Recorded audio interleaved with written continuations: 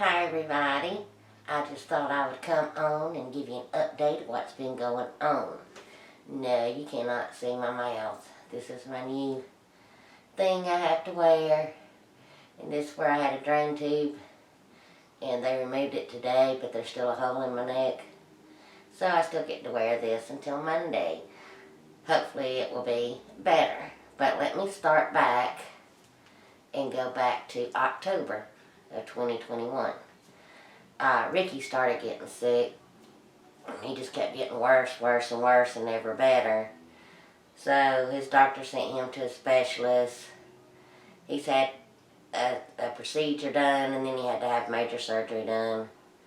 So his major surgery was December the 23rd. So 2 days before Christmas. So we didn't do Christmas. We didn't decorate or really nothing like that. I got a little Dollar Tree or whatever and hung some stockings. That was about it. Hope y'all can hear me okay. So while he was recovering around the first of the year, I started getting sick, but we didn't know what it was from. At first, I got a little toothache. Wasn't bad, just for a couple of days, just a little toothache, and that was it. Then it went away. And then it came back a couple of days later. Just all of this side of my face was hurting. Just everywhere. It was just so much pain that I about couldn't take it. And that was on a Saturday. So I went through Saturday and Sunday just in so much pain. Like my lip and my chin was going numb. The pain was unreal, like I was putting ice packs on there, just taking whatever I could, and nothing was getting better. So Monday morning I called the doctor, and they called me in some strong antibiotics. They thought, okay, maybe you have an abscess. But I knew that the pain was just unreal. So Wednesday morning at 4 a.m., I woke up in so much pain, and all of this under here was like a rock, and it had swollen out like you could touch it, and it was like touching a rock. And I was having trouble breathing on this side. The pain was like shooting up in my head, all down through here. And as soon as my doctor's office opened, I called them up, and they said, get to the ER. So I went to the ER. And they did CT scans and discovered that it was not an abscess. But they didn't know really what it was. They said it was cellulitis. They gave me some IV antibiotics and an IV steroid, sent me home. And some pain medicine, and sent me home. And that night I started feeling better until the next day. It got to where even when I swallowed, the pain was so bad. Like I couldn't eat, and then I couldn't open my mouth. My jaw had locked, and they said it was locked. So I couldn't really talk, I couldn't swallow, couldn't open my mouth, couldn't breathe good. And this was just getting bigger. So Thursday evening, I just got where I was just shaking, and Richard's like, this is ridiculous, let's get to the ER. As soon as I walked in, and a doctor didn't see me the previous day before. As soon as the doctor walked in and felt around and stuff, he's like, hang on, hang tight, and I'm like, where am I going? And within 3 minutes, nurses was coming in. I had an IV here, here, and here. And they started pumping in all kind of different kind of antibiotics, and then doing blood cultures like every 30 minutes. And then they'd switch up the antibiotics, and they even, because, with the virus and all, nobody can stay, and they told me to just call Richard and tell him to go on home. I'm not coming home, and I don't know when I'll be coming home. So they said, we're going to admit you and stuff, but right now they was full. And so I was in the bed in the hallway, and I can remember just sitting up in that bed just in the most excruciating pain. And doctors was coming by and seeing me and stuff. And at first they was going to call in an ear, nose, and throat specialist. And then they changed it and said, well, no, we're going to call in a oral surgeon. So they get me into a room because my heart started not beating right. And they was hooking me up to all kind of monitors, and my tongue by then was thick. I couldn't really talk, couldn't breathe that good, and swallowing was just excruciating. And it seems like whenever you know you can't swallow, it's like you have to just keep swallowing spit. It was awful. And they was pumping me full of medications and antibiotics and everything. And then they came in and said they was going to have to transport me to another hospital to where this specialist was. So at one point, the doctor came in there because all I had was my phone. And on my phone, I had my parents and my step-parents and my kids. Of course, Richard, an aunt, and a couple of friends as my emergency contacts and stuff. And the doctor came in and she says, you know, I'm just going to be honest with you. You know, we're watching the CT scans because if this gets to your windpipe, we're going to have to intubate you. And is there any messages you'd like to send to your family or whatever? You know, and through trying to communicate, she was going to get on my phone and contact everyone. And the message was that if that happens, I chose to be put to sleep. And to let everybody know, you know, how much I loved them. Well, what's so sad and kind of hilarious about that, nobody answered their phone. Nobody that they called. Well, come to find out, nobody got the call. Like somehow my phone got a setting where nothing was going out. But I was too sick to even worry with my phone or anything. So the ambulance finally gets there. And they take me an hour away to another hospital. I get set up in a room. And my daughter, you know, being a nurse in training and stuff, it really helped because she knew the lingo and stuff and was able to kind of get in there and see me and all. She said they was behind me, just IV bags of all kind. They just had taped up to the walls, just all over. They done told me, you know, once they get this going down, that I'm going to have to start doing swallow tests, and that's probably going to have to call in a speech therapist. And I could tell that my phone was going off, people trying, but I couldn't talk. And I was too sick to even text. I didn't even know where my glasses were. I was just, like, they was keeping me full of medication and stuff because the pain was just unreal. And the doctor kept coming in there saying, have you cut yourself on rusty metal? Have you fallen? Where have you been? And I was able to communicate that my husband just had major surgery at another hospital. And, you know, maybe I picked it up there. But they kept saying, you do not have an abscess. We don't know where this has started at in your face. But it's in your jaw, it's in your face, it's in your neck, and it's traveling. And this is an emergency situation, and I'm on all kind of heart monitors. I am so bruised and sore, like to touch my body hurts. I have bruises just all over me. And this arm right here just wakes me up because they had a big old needle in this arm. Richard said there's a huge hole. And then my hand, like where they'd come in and after the antibiotic treatments, they would come in with this weird kind of blood type kit and just would take them from my hands and stuff. Like my hands are all bruised. I am just sore all over and, you know, and then an IV here and my hand was like this and an IV here. And like I say, and an IV here and this was the biggest one. So, you know, some nights passed and stuff, and so I still had no food, no drink, nothing. So the nurse came in to try to do a swallow test, and I failed it. So then that's still no food, no water, no nothing, but I couldn't swallow, and my talking was right, you know, I couldn't talk, and I couldn't open my mouth. And so Monday came, and the surgeon came in,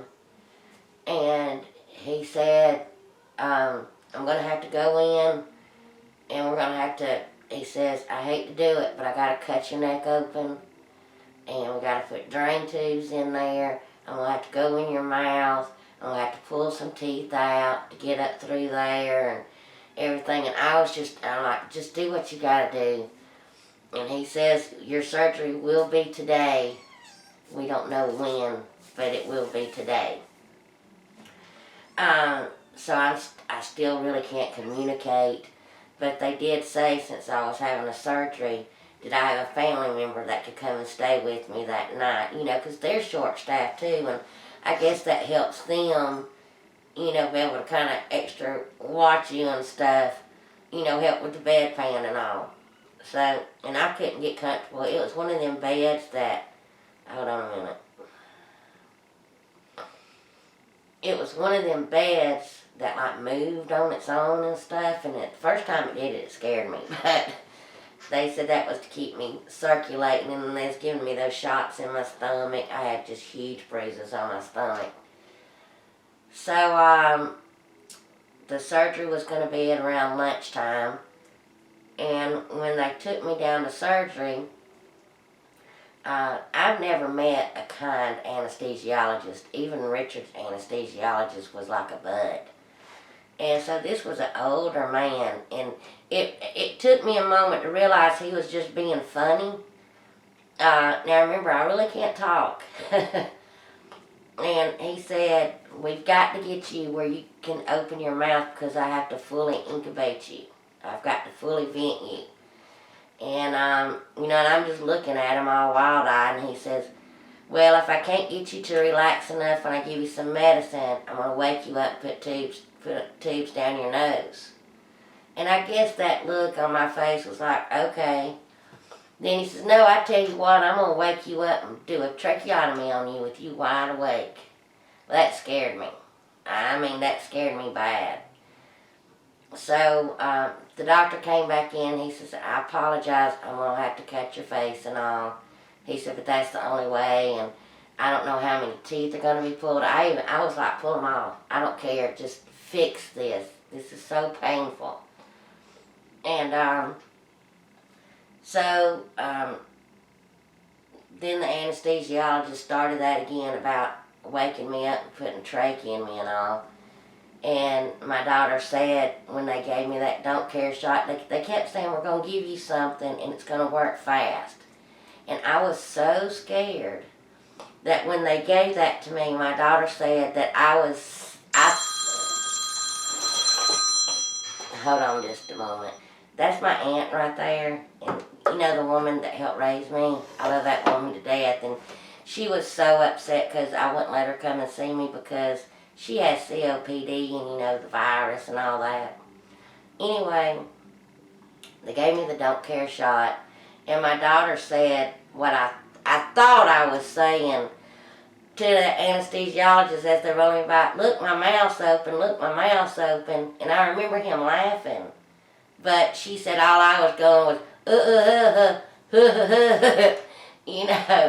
So, when I came to, I must have hallucinated because I told them that he was a pirate and he had taken me and I was hiding in a laundry room in a laundry basket from him.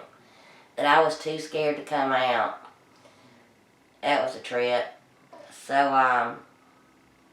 that was on Monday, and that's when the championship, the Dogs and the Roll Tide played.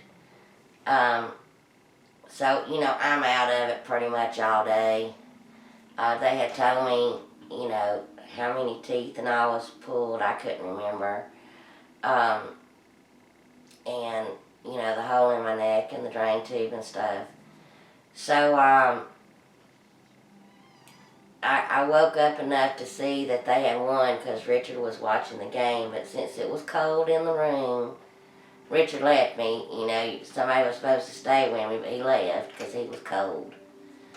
So, the next day was just kind of still. We're in here. You really can't get no rest. Every time I would go to sleep, they was in there taking blood, and I'm one that can't sleep on my back. but that's the only place I could sleep was on my back. Y'all know I have a bad neck too. Well, it was affecting that, so like to even touch was so sore, but I could kind of go on this side just a little bit. So Tuesday was more of, we're going to do another swallow test on you and see if we can't get you to eat. And I remember they brought in some beef broth. And my daughter's like, Mama, slow down. And I was like, it's good, it's beef broth. I was just, but I was getting choked and all. They're like, slow down, slow down, slow down. So I got that down, and I did good, but then that's all they would give me. They finally gave me an Ensure or a Boost or whatever, and it was awful.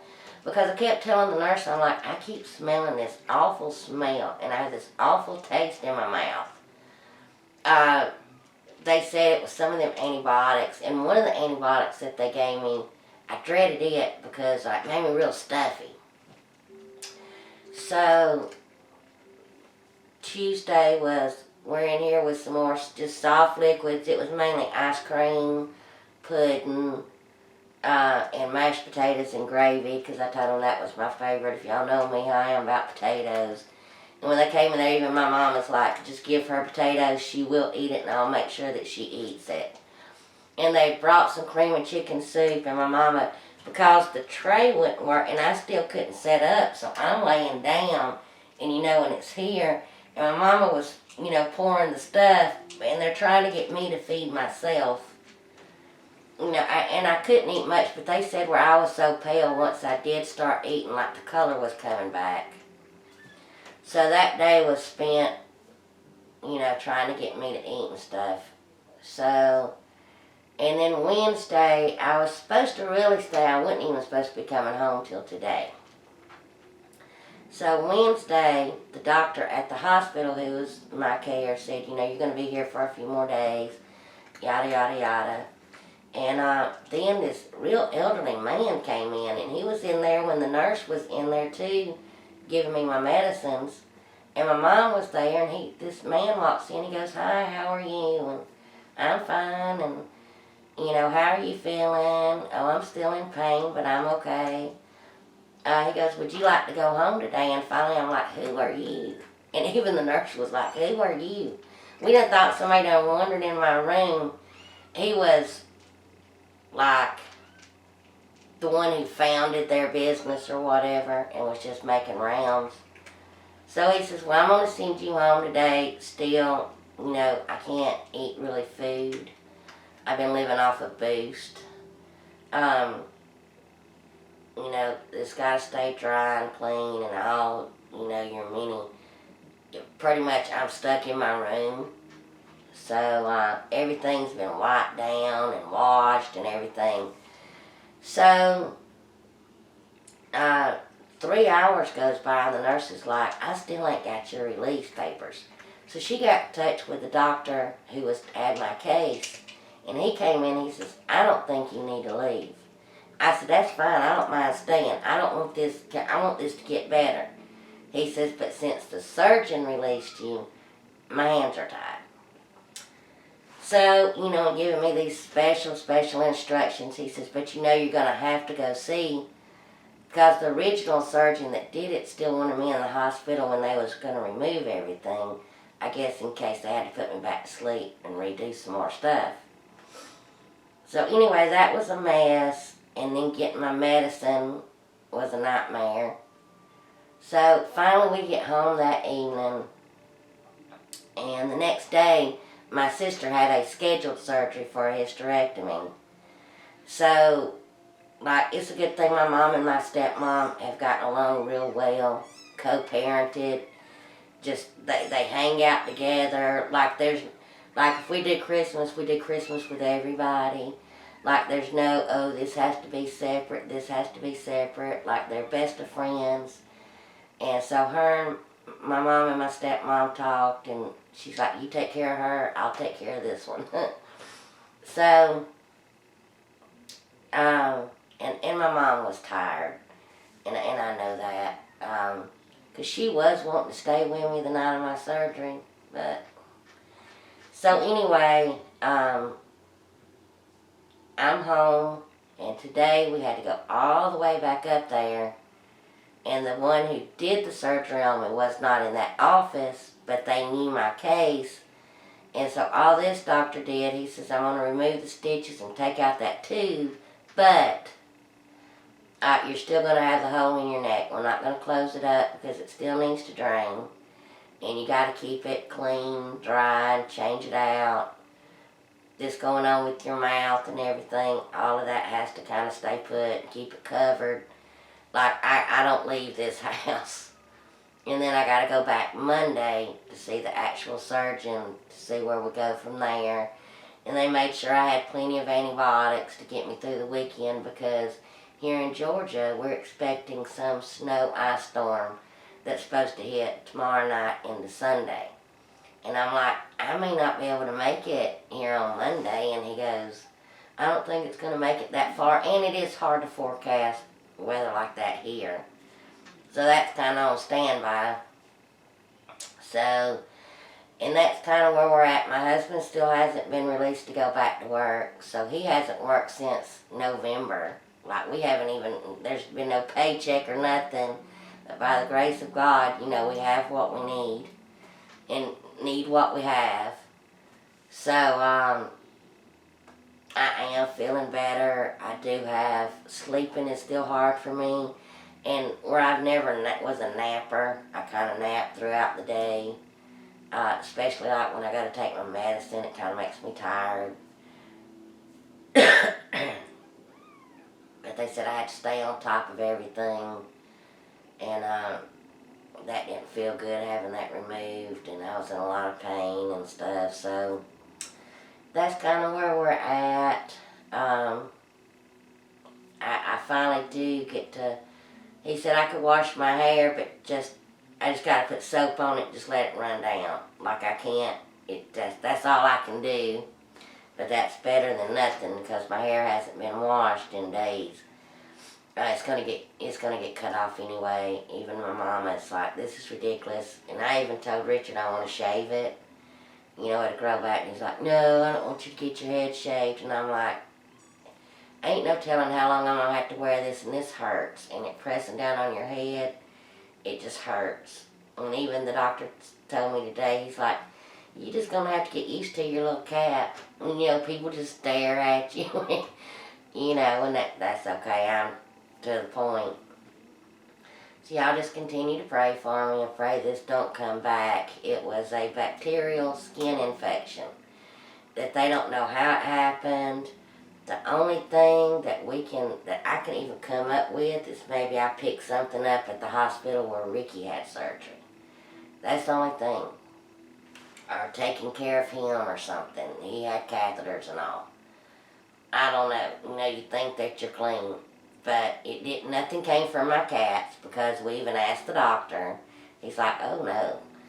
So, but he said, he even told my daughter, he said a stone could have got caught in her gland and that could have caused all of this.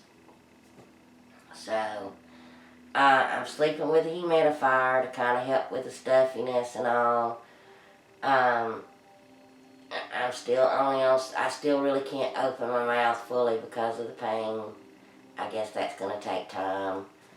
Like where it locked my jaw. And he did say, I says, why can't, he said it got in your jaw's locked. So, I guess when I went that Wednesday, she popped my jaw. And that hurt, how she did it. But it locked right back.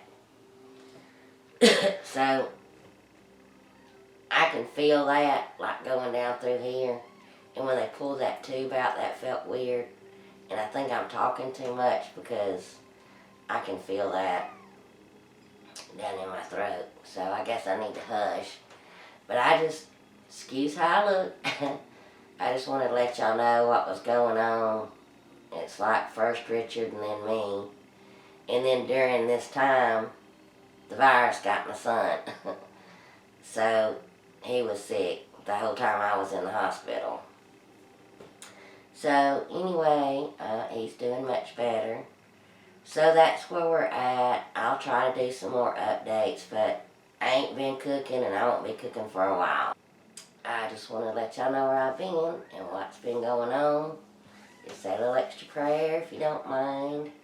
And I just pray this don't come back because this has been terrible. And everything. So I know once this gets better, I'll have a lot to do with the mouth and all. And I'll find out more when I actually talk to the surgeon on Monday and stuff. So, but anyway, thank you. And I'm sorry this was long. But again, I just want to let y'all know what's going on. And until my next video, thanks. That don't even make sense. But I tried today, comment on a lot of stuff. I'll try to get to your comments when I can. I just have to wipe down my iPad and everything. And sometimes I'm just too tired. So, and I'm getting tired now. But I wanted to give y'all an update. I love you all. And I appreciate all of your love and support. Bye, y'all.